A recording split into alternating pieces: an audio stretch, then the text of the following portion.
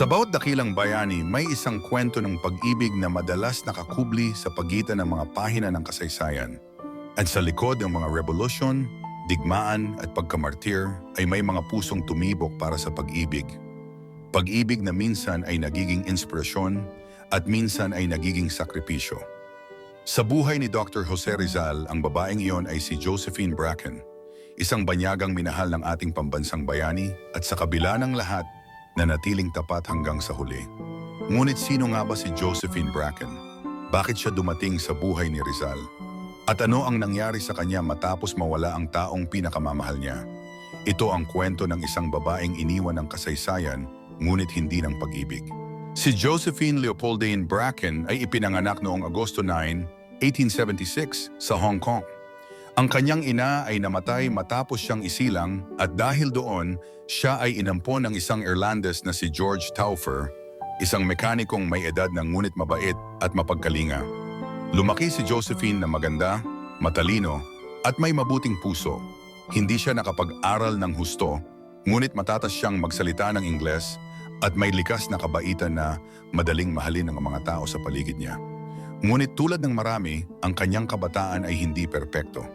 Ang kanyang amang si Taufer ay unti-unting nabulag at sa paghahanap ng lunas, dinala siya ng mga kakilala sa isang doktor na noon ay kilala sa Hong Kong, isang Pilipinong ipinatapon ng mga Espanyol, Dr. Jose Rizal. Noong 1895, nakilala ni Josephine Bracken si Rizal sa Hong Kong kung saan nagtatrabaho ang bayani bilang ophthalmolohista. Ang kanyang layunin ay gamutin si Ginoong Taufer na nawawala ng paningin. Sa unang pagkikita pa lamang nagkaroon na ng kakaibang damdamin si Rizal para kay Josephine. Sa kanyang mga liham, inilarawan niya ito bilang isang masayahin, simple at may inosenteng kalooban. Ngunit higit pa sa pisikal na ganda, ang nagustuhan ni Rizal kay Josephine ay ang kababaang loob nito. Sa mga mata ni Rizal, si Josephine ay hindi lamang banyaga. Siya ay isang kaluluwang handang umibig ng totoo, ngunit may balakid. Ang amain ni Josephine, si Ginoong Taufer, ay mariing tumutol sa kanilang relasyon. Hindi niya matanggap na ang kanyang ampon ay magmamahal sa isang Pilipino at higit sa lahat, sa isang taong itinuturing ng mga Espanyol bilang rebelde. Ayon sa mga tala, nang malaman ni Taufer ang pag-iibigan nila, siya ay muntik ng magpakamatay. Isang eksenang labis na nagdulot ng sakit kay Josephine. Ngunit sa huli, pinili niya ang pag-ibig. Matapos ang sigalot sa Hong Kong, sinundan ni Josephine si Rizal sa dapitan kung saan siya ay ipinatapon ng mga Espanyol. Doon, nagsimula ang isa sa mga pinakatanging kabanata ng buhay ni Rizal, ang tahimik ngunit puno ng pag-ibig na buhay nila ni Josephine. Sa dapitan, si Josephine ay naging katuwang ni Rizal sa lahat ng bagay, sa pagtuturo, sa panggagamot at sa mga simpleng gawaing bahay. Tinawag ni Rizal si Josephine bilang kanyang dulce ekstranhera, ang kanyang matamis na banyaga. Ngunit dahil sa mga batas ng simbahan noon, hindi sila pinahintulutang magpakasal sa ilalim ng simbahang Katolika. Dahil dito, ayon sa ilang tala, sila ay nagpakasal sa isang simpleng seremonya sa harap ng Diyos sa tulong ng isang pari na lihim na sumusuporta kay Rizal. Bagaman walang dokumentong nagpapatunay, si Rizal mismo ang nagsabing, "I married her without the church's permission, but before God, she is my wife." Doon din sa dapitan ipinanganak ni Josephine ang kanilang anak. Isang batang lalaki na hindi na nagkaroon ng pagkakataong mabuhay ng matagal. Ayon sa tala ni Rizal, the child was born dead, a baby boy. We named him Francisco after my father. Ang pagkamatay ng kanilang anak ay nagdulot ng matinding kalungkutan sa dalawa, ngunit higit pa roon, pinatatag nito ang kanilang pagmamahalan. Noong 1896, isang sulat mula sa pamahalaang Espanyol ang dumating. Pinayagan si Rizal na pumunta sa Cuba bilang manggagamot. Ang balita ay tila ilaw ng pag-asa para sa magkasintahan, sapagkat akala nila iyon ay kalayaan, ngunit hindi nila alam iyon pala ang simula ng katapusan. Bago umalis si Rizal patungong Maynila, nagpaalam siya kay Josephine. Ayon sa mga tala, sa gabing iyon, nagyakapan sila ng mahigpit. Naroon ang pangakong babalik ako. Ngunit sa puso ni Josephine, may kakaibang kaba na hindi niya maipaliwanag. Pagdating ni Rizal sa Maynila, siya ay inaresto. Ang paratang pagtataksil sa pamahalaang Espanyol. Mula noon, hindi na sila muling nagkita ng malaya. Sa loob ng Fort Santiago, habang hinihintay ni Rizal ang kanyang kamatayan, si Josephine ay nasa labas. Umaasang siya ay makikita pa. Noong December 29, 1896, pinayagan si Josephine na makita si Rizal sa huling pagkakataon. Ayon sa mga ulat, doon niya ibinigay ang huling halik ng pamamaalam.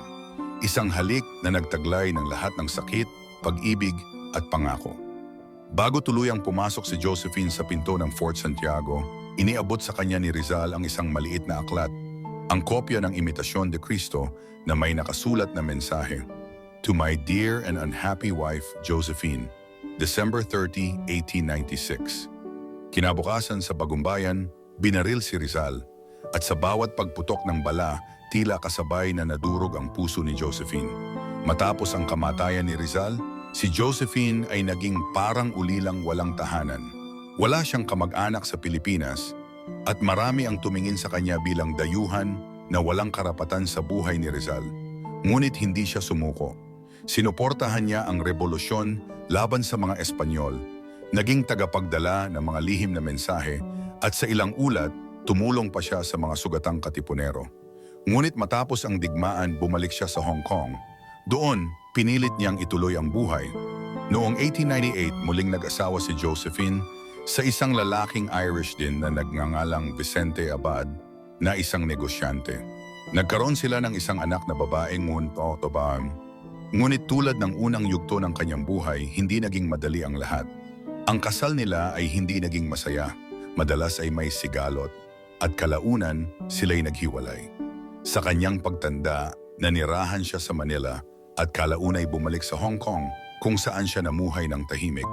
Noong 1902, sa edad na 25, si Josephine Bracken ay pumanaw dahil sa tuberculosis, ang parehong sakit na minsan ding pinag-aralan ni Rizal. Pagkaharaan ng kanyang kamatayan, halos mabura ang pangalan ni Josephine Bracken sa mga pahina ng kasaysayan.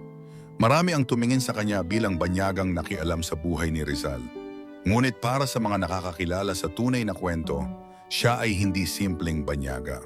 Siya ay bahagi ng puso ng ating pambansang bayani. Sa bawat liham ni Rizal, sa bawat tula ng pag-ibig na kanyang isinulat, naroon si Josephine. Tahimik ngunit totoo. At sa bawat paggunita natin sa kabayanihan ni Rizal, naway huwag din nating kalimutan ang babae na minsang naging tahanan ng kanyang damdamin. Ang pag-ibig ni Rizal at Josephine ay hindi perpekto. Ito ay sinubok ng panahon, relihiyon, at politika. Ngunit sa likod ng lahat ng iyon, ang kanilang pag-ibig ay patunay na kahit ang mga bayani ay tao rin. Marunong magmahal, masaktan at umasa. Para kay Josephine, ang pag-ibig kay Rizal ay higit pa sa pag-ibig ng isang babae sa isang lalaki. Ito ay pag-ibig sa isang adhikain, sa isang taong handang mamatay para sa bayan. At bagaman ang kasaysayan ay tila nakalimot sa kanya, ang mga pahina ng puso ni Rizal ay nanatiling saksi na minsan, sa dapitan, may isang banyagang babae ang nagmahal sa isang lalaking Pilipino.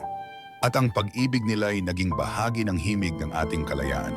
Marahil hindi na natin kailangang itanong kung mahal ni Rizal si Josephine, sapagkat ang sagot ay nakasulat hindi lamang sa kanyang mga liham, kundi sa kanyang mga gawa. At marahil sa bawat bulaklak na iniaalay natin sa monumento ni Rizal, may bulaklak din doon. Para kay Josephine Bracken, ang babaeng minahal ng ating bayani, at ang babaeng sa kabila ng lahat ay minahal din ng Pilipinas.